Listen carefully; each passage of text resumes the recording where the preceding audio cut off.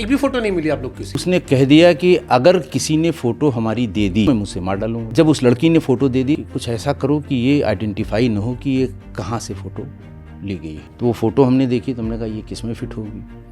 अब चांस की बात थी कि सुनील शेट्टी भी उसी तरफ देख रहा था और इसमें भी हमने कहा ये काम हो सकता। आज भी वो मिसमैच है।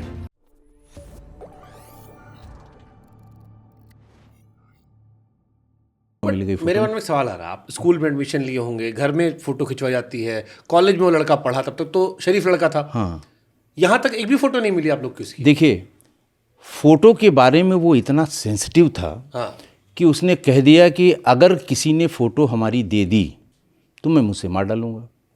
और एक फोटोग्राफर को उसने वही गोल बाजार या गोल मार्केट के पास गोली मार दी, मर गया वो।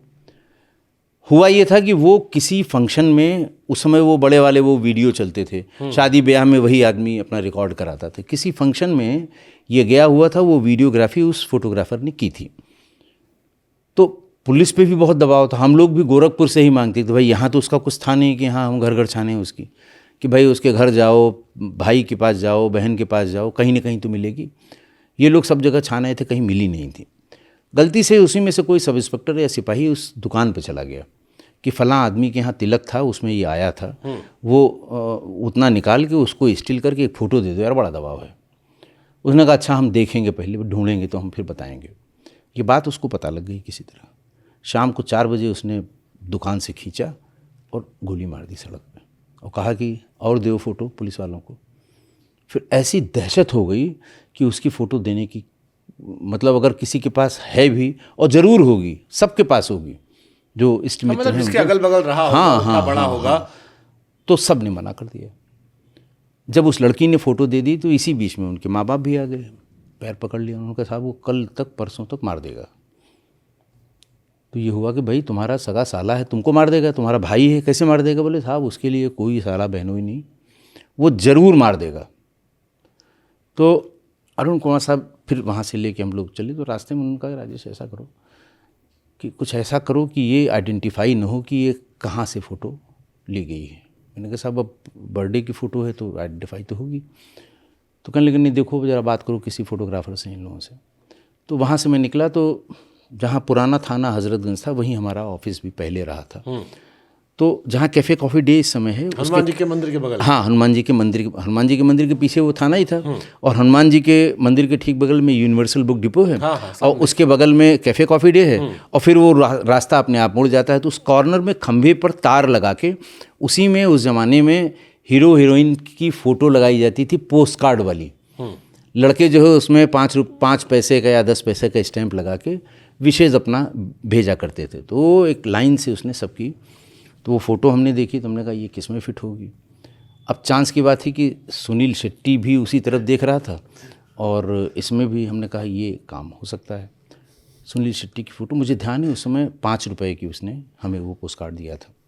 पैसा दिया उसने। आप लोग पैसा देते थे उस टाइम? अरे बिल्कुल पैसा देते थे, कोई हम वर्दी में थोड़ी रहते थे कि वो नहीं मांगेगा या हम हाँ, मतलब हाँ, एसटीएफ से पैसा मांगेगा ये हाँ, नहीं तो हम लोग उसको क्या पता ये कौन है। सादे में जैसे एसटीएफ में तो हम कभी वर्दी में नहीं रहे, हम तो सादे में रहते थे। 5 रुपए दिया गया और हम चाहते नहीं थे कि हम आइडेंटिफाई हों कि हम एसटीएफ में हैं। हाँ। तो वो 5 रुपए दिया, उसको लेके गए और एक ब्लेड से पहले चेक किया कि उसका सिर निकाल के और इनका भी सिर निकाल के उसको, आप देखिए वही एक फ़ोटो निकली थी। आज भी वो मिसमैच है। वो अगर आप देखें तो उसका कॉलर डेनिम का है, ये कॉलर इधर है, यही वाली फोटो? हाँ यही वाली। नहीं और भी फ़ोटो हैं इसमें, देखिए ये तो पूरी नहीं है और भी बहुत ढेर सारी फोटो हैं। देखा मैंने। तो वो इतना जो हिस्सा है ना वो डिसलोकेटेड है। तो लगा के सफ़ेद कागज़ चिपका को काम तो चल जाएगा। अमर फैक्स वहीं ठीक थाने के बगल में है। कलर प्रिंटर उसी के पास था, उस समय लखनऊ में नहीं था किसी के पास। बंटी भाई के पास गए, हमने कहा बंटी भाई इसकी फ़ोटो निकल जाएगी? अरे कहीं बिल्कुल निकल जाएगी। तो कहने लगे ये कटा पिटा का है। हमने कहा वो अपने वाले आदमी से कह दो जो कंप्यूटर पे कि थोड़ा इसको हल्का सा ऐसा कर दे कि ये भूले हो जाएगी।